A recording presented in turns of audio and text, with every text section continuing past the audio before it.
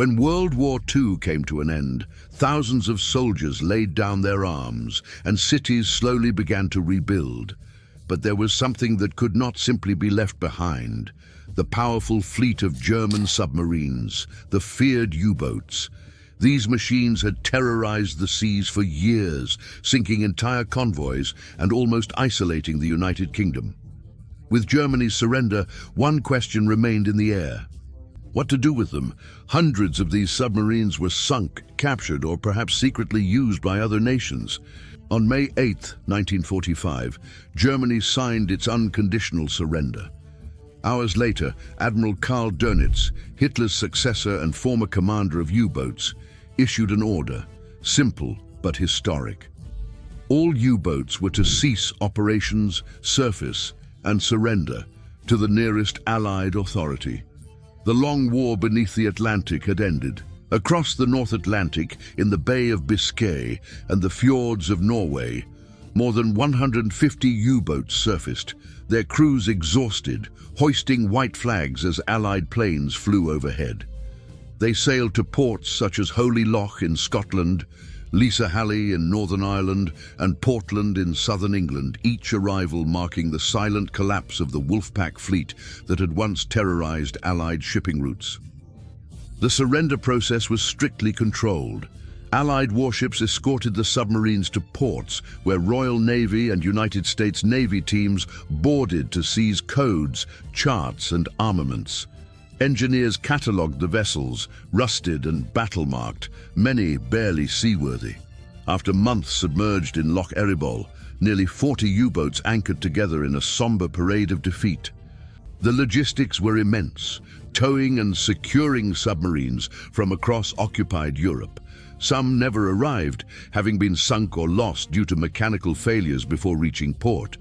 In the following weeks, Allied leaders faced an urgent question: what to do with the most advanced submarine fleet in the world.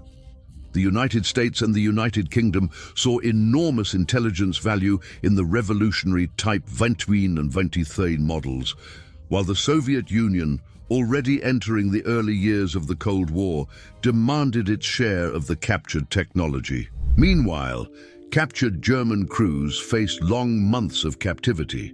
Some were interrogated for information, especially engineers familiar with new propulsion systems or torpedo technology. Others remained in prisoner camps, uncertain about their own fate. By the end of 1945, most had been repatriated to a defeated and divided Germany. By the end of that year, ports from Trondheim to Portsmouth were crowded with captured submarines. What would come next, Operation Deadliest, would ensure that most of these machines would never sail again. Operation Deadliest and the sinking of the fleet. In the fall of 1945, the Allies had gathered more than 100 surrendered U-boats in British ports. Keeping them afloat was costly, and storing them indefinitely was impossible. The Royal Navy therefore approved Operation Deadliest, a plan to tow the captured submarines into the Atlantic and sink them between November 1945 and February 1946. This silent operation would erase most of the Kriegsmarine's submarine fleet from existence. The logistics were challenging. In total, 156 U-boats had surrendered to the Allies, with 116 designated for destruction under Deadliest. The Royal Navy divided the operation into 3 disposal areas, 20, 21, and 22, approximately 100 to 120 nautical miles northwest of Ireland. There, the submarines would be sunk using naval gunfire, explosives, or simply by opening the flood valves. The first phase began in November 1945, when Royal Navy tugs started transporting groups of submarines from Scottish and Irish ports. But many of the U-boats were in deplorable condition. Some had spent months at sea without maintenance. Others were damaged by Allied bombing or deliberate sabotage. Their ballast tanks leaked, their engines were seized, and their hulls weakened by corrosion in stormy winter seas. Towing these unstable vessels was a dangerous task. As a result, more than a third of the U-boats never reached the sinking areas. 56 vessels sank along the way, swallowed by bad weather or structural failures. The Royal Navy recorded each loss, but made little effort to recover them. The goal of Deadliest was destruction, not preservation. Once positioned, destroyers and frigates completed the job. Crews sometimes used aerial rockets or naval gunfire to ensure the submarines sank quickly. Among the condemned submarines was U-2336, the last U-boat to sink Allied ships during the war. It surrendered in Lissahalli in June 1945 and was deliberately sunk off the coast of Ireland in January 1946. Another, U-295, met the same fate on December 17, 1945, after being towed from Lough Foyle. Not all U-boats were destroyed. The most advanced specimens, the Type 21 and Type 23 models, were preserved for study, representing the future of submarine design with streamlined hulls and improved underwater endurance. British and American engineers examined several of them thoroughly, reproducing their technologies for their own post-war fleets. U-2511, the only fully operational Type 21 at the end of the war, was the last to be sunk on February 7, 1946, marking the official closure of Operation Deadliest. For decades, the remains of Deadliest remained forgotten on the seafloor. Then, between 2001 and 2003, maritime archaeologist Inez McCartney led expeditions that rediscovered many of them. Using sonar and underwater photography, her team identified at least 14 intact U-boat hulls preserved in the cold Atlantic mud. The findings revealed how rushed the sinkings had been. Many submarines sank upright, with their decks still armed, their steel hulls now covered with coral and history. Operation Deadliest had fulfilled its purpose: erase the physical presence of Hitler's U-boat fleet. However, its legacy, unintended, remained a vast underwater cemetery scattered across the North Atlantic, a silent testament to the end of pause, transfer, reuse, and Allied naval service. While most of Germany's U-boats met their end in the North Atlantic, a few selected ones survived. For the Allies, those submarines were more than war relics. They were technological models that could redefine submarine warfare. Between 1945 and 1948, dozens of captured vessels were maintained, repaired, or distributed among the victorious powers, becoming objects of study at the dawn of the Cold War. To manage this process, the Tripartite Naval Commission was created in August 1945, dividing the surrendered fleet among the United States, the United Kingdom, and the Soviet Union. Each country received 10 U-boats for examination, prioritizing the advanced Type 20Ts and Type 23 models. Their streamlined hulls, greater battery capacity, and snorkel systems represented a revolutionary step. Submarines designed to fight primarily underwater rather than on the surface. In the United Kingdom, the Royal Navy integrated several of these vessels into test programs. U-3017, renamed HMSN 41, underwent submerged trials and endurance tests before being dismantled in 1949. Others, like U-190, which surrendered off Newfoundland, were incorporated into Canadian service as training platforms for sonar and torpedo practice. The Royal Navy also used captured hulls to refine depth charge tactics, detonating explosives near real German steel. In the United States, similar captured submarines were studied in detail at naval facilities in Portsmouth and New London. Submarine crews examined propulsion systems, silent navigation technology, and periscope design, features that would later influence the first classes of post-war US submarines. A particularly significant case was U-234, a long-range cargo submarine captured on May 14, 1945, while en route to Japan with a secret load that included uranium oxide and jet engine components. US Navy engineers studied its construction and cargo before sinking it in weapons testing. By 1947, across Europe, other navies received their share. The Soviet Union acquired several coveted Type 20 submarines that served as direct models for subsequent Whiskey-class submarines. Soviets dismantled the German hulls, plate by plate, replicating the pressure-resistant architecture and snorkel systems that gave the new fleet a sudden technological leap. For the West, this was a worrying development. The same German engineering that had once hunted Allied convoys now fueled an arms race under the Arctic ice. Smaller nations also benefited. France, rebuilding its navy after years of occupation, took control of some submarines from Allied stocks. One, U-123, served for several years under a new flag before being decommissioned. Norway operated others for training and coastal patrols, while Denmark used German submarine technology in its post-war shipbuilding programs. However, not all transfers were purely scientific. The redistribution of U-boats became one of the first symbols of post-war geopolitics. The United Kingdom and the United States expected that sharing German technology would maintain balance among the Allies, but as the Soviet Union expanded its fleet, cooperation soon gave way to competition. The U-boats had changed owners, but their strategic value remained. By the end of the decade, most of the maintained submarines had already served their purpose and were deliberately sunk or dismantled. Still, their influence was lasting.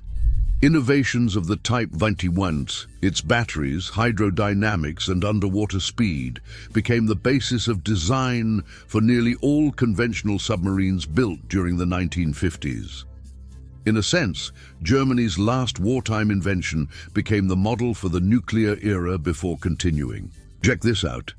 U-530 was one of the last German submarines to surrender at the end of World War II, a Type 9C-40 submarine, an improved version of the smaller models used previously. At the end of the war, U-530 received surrender orders from Admiral Karl Dönitz, who had assumed command after Hitler's death. The crew, however, disobeyed the order and headed for Argentina, where it surrendered on July 10th in the city of Mar del Plata. To this day, it is not known with certainty why the captain made this decision. Various unsolved mysteries surround the submarine's final voyage and surrender. The journey to Argentina took 2 months longer than expected, and when U-530 finally arrived at its destination, the crew had no identification documents. Furthermore, the logbook had disappeared, and the deck gun had been thrown overboard. This inevitably generated rumors, including the suggestion that U-530 may have made a secret stop to take Hitler and Eva Braun to a hidden location. The submarine was also accused of having sunk a Brazilian cruiser, an accusation that also fell on U-977, which would reach Argentina a month later. Subsequently, it was discovered that the sinking of the Brazilian cruiser had been caused by an onboard artillery accident and not by enemy action. After surrender, U-530's crew was interned and later repatriated. The submarine ended up being sunk by a torpedo fired by a US submarine during target practice exercises. As the end of the war approached, U-977's captain decided to head to Argentina on August 17, 1945. This decision may have been motivated by rumors that German soldiers would be treated brutally by the Allies. After surrender, part of the crew was married and received the option to leave the submarine. 16 men disembarked in Bergen, while the rest continued the voyage. The captain later claimed that the submarine remained submerged for 66 days during the crossing. After 99 days at sea, the vessel arrived in Mar del Plata on the Argentine coast, where it surrendered to local authorities. However, the testimony of the crew interrogated immediately after disembarkation supports the version that the submarine really spent 66 days submerged. The United States Yellow Submarine Warfare Division prepared a report less than a month after U-977 arrived on the Argentine coast. The document, however, does not mention the 66-day submerged journey. The information present is scarce and considered unreliable, possibly due to translation errors and the inexperience of interrogators. U-977's final fate was the same as U-530. The submarine was sunk by the US Navy, used as a target in training exercises for submarine crews. Interest in U-boats was not limited to technology. It marked the beginning of a new era of espionage, cooperation, and naval rivalry between 1946 and 1950.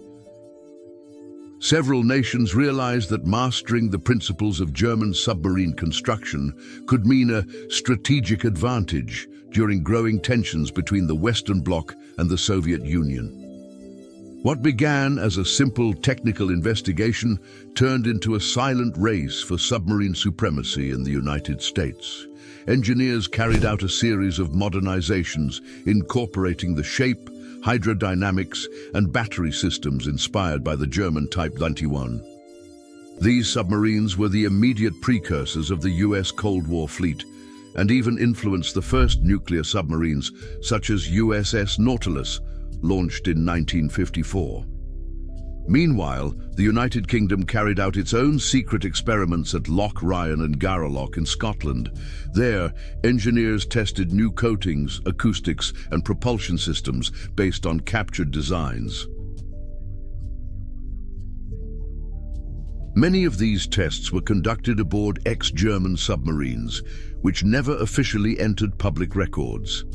These prototypes helped form the basis of the Porpoise and Oberon-class submarines, which would become fundamental in the Royal Navy until the 1970s.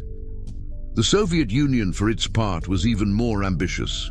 With direct access to Kiel and Stettin shipyards occupied after the war, its engineers dismantled hundreds of tons of naval components.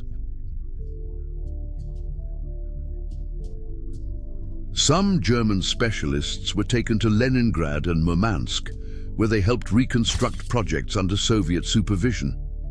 The result was the creation of the Whiskey and Zulu-class submarines that almost exactly replicated the Type 21 structure, but with adjustments adapted to Arctic conditions. These vessels would be responsible for much of the Soviet incursions during the following decades, appearing off the coasts of Scandinavia, the United Kingdom, and even on reconnaissance missions near Alaska. Curiously, the diffusion of German technical knowledge was not limited to the victorious powers. Argentina and Spain, both neutral for most of the war, showed interest in obtaining German submarines or their engineers. Declassified documents from the 2000s reveal that Buenos Aires received simplified projects of hulls and ventilation systems used later in the ARA Santa Fe, while Madrid recruited former Kriegsmarine technicians to rebuild its obsolete fleet. These moves transformed the post-war period into a true network of exchange and espionage. Allied naval officers who had worked side by side in the tripartite naval commission began to distrust one another. Each nation feared that the others were gaining more technological advantage. This led to the creation of new secrecy policies and the deliberate destruction of documents about U-boats that could reveal the degree of international cooperation. The immediate legacy of this race was a silent revolution in maritime engineering. For the first time, the focus shifted from surface speed to underwater endurance and stealth. The lessons learned from the German U-boats shaped the modern concept of submarine deterrence. The idea that an invisible fleet can guarantee strategic power even without firing a single torpedo. In less than a decade, technologies developed from the remnants of the Kriegsmarine had redefined the global balance. The rusted steel of the 1945 ports gave rise to the basis of the silent war that would dominate the 20th century. While hundreds of U-boats were sunk or dismantled, a few escaped destruction and entered a new chapter. These survivors, scattered across Europe and North America, transformed from instruments of war into artifacts of memory. Among the best known is U-995, a submarine that surrendered in May 1945 in Trondheim, Norway. It served briefly in the Norwegian Navy before being returned to Germany in 1965. Today it rests in the Baltic near Kiel, preserved as a museum ship alongside the Marine Museum Memorial. Visitors entering its narrow hull experienced the oppressive spaces where 45 men lived, worked, and fought for weeks on end. In France, several captured U-boats were used in the post-war Navy. U-123, renamed Blazon, became one of the few to see regular peacetime service. When it was retired, it was preserved in Lorient, which had been one of the main U-boat bases of the Kriegsmarine. Other survivors are in more unusual circumstances. U-534, recovered from the Kattegat Strait in 1993, is now displayed in Birkenhead, England, with its hull cut into sections to reveal the claustrophobic interior. Across the Atlantic, the United States preserved an emblematic submarine, U-505, captured intact in June 1944. After serving as an intelligence prize during the war, it was moved to the Museum of Science and Industry in Chicago, where it remains today, meticulously restored, being the first enemy vessel displayed on US soil. But most German U-boats never reached museums. The remnants of Operation Deadliest still cover the seabed northwest of Ireland, forming one of the largest submarine graveyards in the world. For decades they were forgotten, marked only by coordinates on Royal Navy maps. Public interest in U-boats has only grown. Museums in Hamburg, Kiel, and the Baltic attract thousands of visitors each year, while historians continue to study the tactics and lives behind the steel. For veterans and researchers, these submarines are more than relics. They are reminders of the human cost beneath the waves. More than 30,000 German submariners and an incalculable number of Allied sailors never returned. The machines that once symbolized stealth and precision now represent loss, innovation, and memory. Here are some extremely interesting stories of specific U-boats that ended up in very unusual ways after World War II.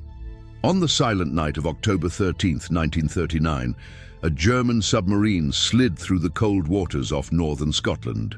The sea was calm and the sky cloudy. Inside U-47, Captain Günther Prien, only 31 years old, stared intently through the periscope. Before him lay the heart of the British fleet, the naval base of Scapa Flow, considered impenetrable and a symbolic target. From the beginning of the war, Germany sought a propaganda victory to boost national morale, and it was precisely Prien who received the impossible mission: infiltrate the base and attack a British ship in enemy territory. With millimeter precision, U-47 passed barriers, minefields, and treacherous currents. Shortly after midnight, the submarine silently emerged within the bay. Before it lay HMS Royal Oak, a veteran battleship from World War I. Prien ordered his torpedoes fired. The first missed, the second hit the target directly. Explosions tore through the early morning, and the Royal Oak began sinking slowly. More than 800 British sailors lost their lives that night. While searchlights swept the sea for the enemy, U-47 was already escaping, submerging into the dark waters toward the Atlantic. When it returned to Germany, Günther Prien was received as a national hero. The press called him the Bull of Scapa Flow, and the attack became one of the greatest feats of submarine warfare. But U-47's fate would be as mysterious as its fame. In March 1941, during a patrol in the North Atlantic, the submarine disappeared without a trace. No distress call, no wreckage, nothing. To this day, no one knows for sure what happened. Some believe it was destroyed by British depth charges. Others say it was lost in an accidental explosion. The fact is, U-47 left a deep mark on naval history, a mixture of audacity, ingenuity, and tragedy, and its commander, Günther Prien, remains one of the most legendary and enigmatic names of submarine warfare. In June 1944, while the world witnessed the Allied landing in Normandy, another minor and almost forgotten confrontation took place at sea near the coast of West Africa. There sailed U-505, a German attack submarine that had already completed dozens of dangerous missions in the Atlantic. Its commander, Captain Harold Lang, knew the war was turning against Germany, but he also knew that every Allied ship sunk still made a difference. What Lang did not know was that at that moment, the US Navy's hunter-killer Group 22 was relentlessly pursuing him. Equipped with radar, sonar, and reconnaissance aircraft, the Americans were determined to capture any U-boat approaching the African coast.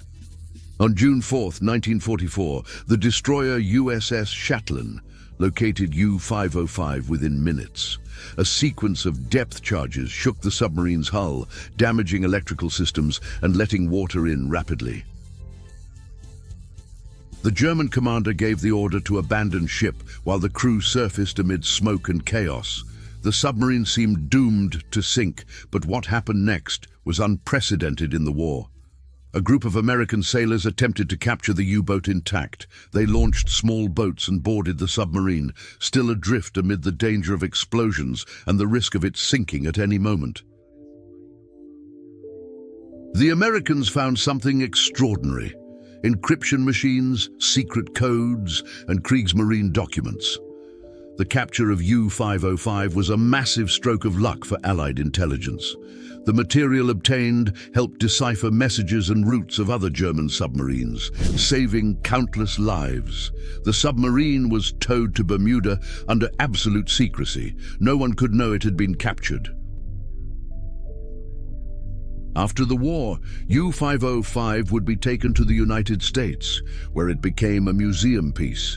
Today, it is on display at the Museum of Science and Industry in Chicago, preserved as one of the few original U-boats still in existence. More than a war trophy, U-505 is a symbol of intelligence, courage, and luck that sometimes decide the course of history. During World War II, many believed submarine warfare was confined to the North Atlantic and the coasts of Europe. But in 1942, the threat of German U-boats reached closer than anyone imagined: the Gulf of Mexico in US waters. Among these submarines was U-166, commanded by Lieutenant Jans Günther Kuhlemann. Its mission was simple but bold: attack convoys of merchant ships transporting oil and supplies between the Caribbean and the United States. Germany wanted to cut the fuel source that kept the Allied war machine running. On July 30, 1942, U-166 found the U.S. ship SS Robert E. Lee. A passenger and cargo transport, a single torpedo was enough to sink it within minutes, just 80 kilometers from New Orleans. But what Kuhlemann did not realize was that nearby, a small U.S. escort ship, PC-566, had already detected its position. As the German submarine tried to escape, PC-566 launched a sequence of depth charges. Within moments, U-166 disappeared from sonar. For decades, it was believed to have escaped. Contemporary reports stated the submarine had been sunk much farther away by a patrol aircraft. This version would remain official until 60 years later, when a chance discovery changed everything. In 2001, during a submarine survey to map pipelines in the Gulf, engineers from BP found a submarine hull almost intact at 1,500 meters deep. The coordinates matched exactly the location of the attack on SS Robert E. Lee. U-166 had been there all along, sunk immediately after firing its last shot. The discovery confirmed that the small U.S. escort ship had indeed destroyed the German submarine. Today, U-166 remains on the Gulf of Mexico seabed, declared a war grave, a silent reminder that World War II also reached U.S. waters. A forgotten story for decades, rediscovered by chance, showing how the ocean still guards secrets of battles fought beneath its surface. At the beginning of 1945, when Germany was already on the brink of defeat, a submarine departed from the port of Kiel on a mission of absolute secrecy. It was U-864, commanded by Captain Ralph Reimar Wolfram, and its operation had the code name Caesar. On board were not only torpedoes, but something much more valuable: technology, jet plane parts, engineers, and tons of metallic mercury destined for Japan, Germany's last major ally in the war. The objective was clear: help the Japanese continue fighting against the United States, providing knowledge and materials that could change the course of the conflict in the Pacific.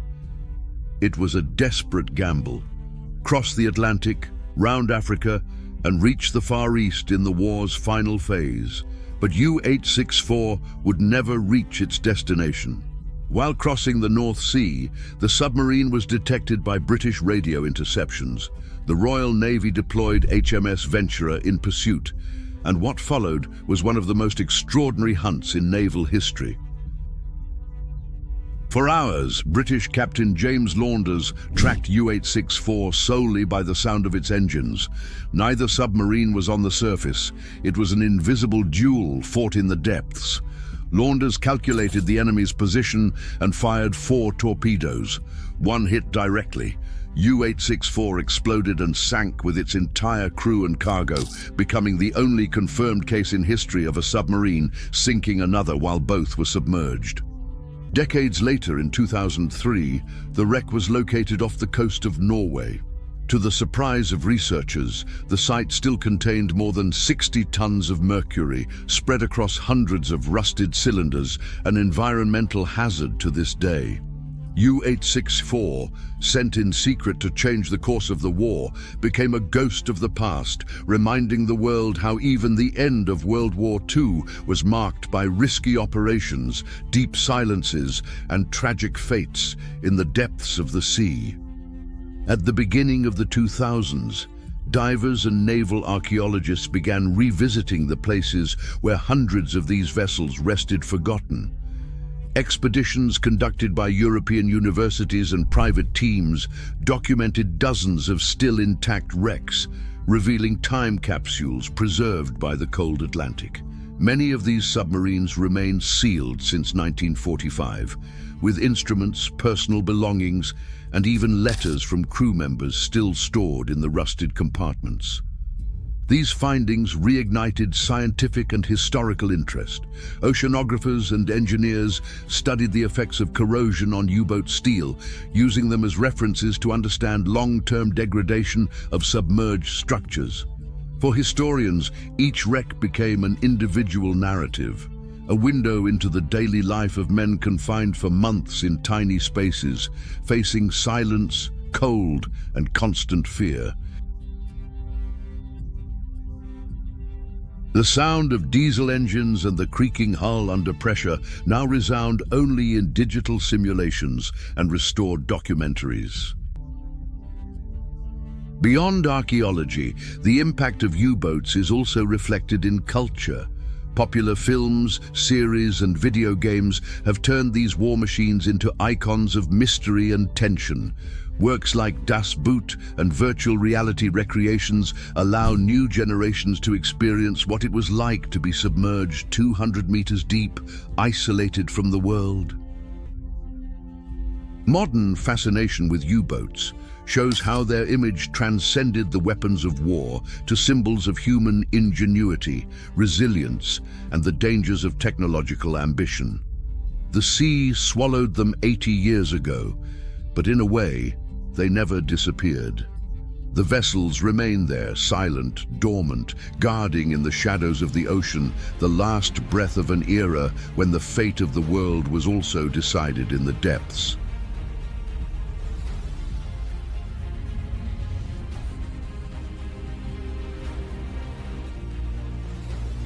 If you feel this video brought you value in any way, please subscribe to the channel.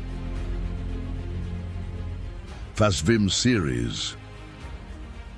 See you soon.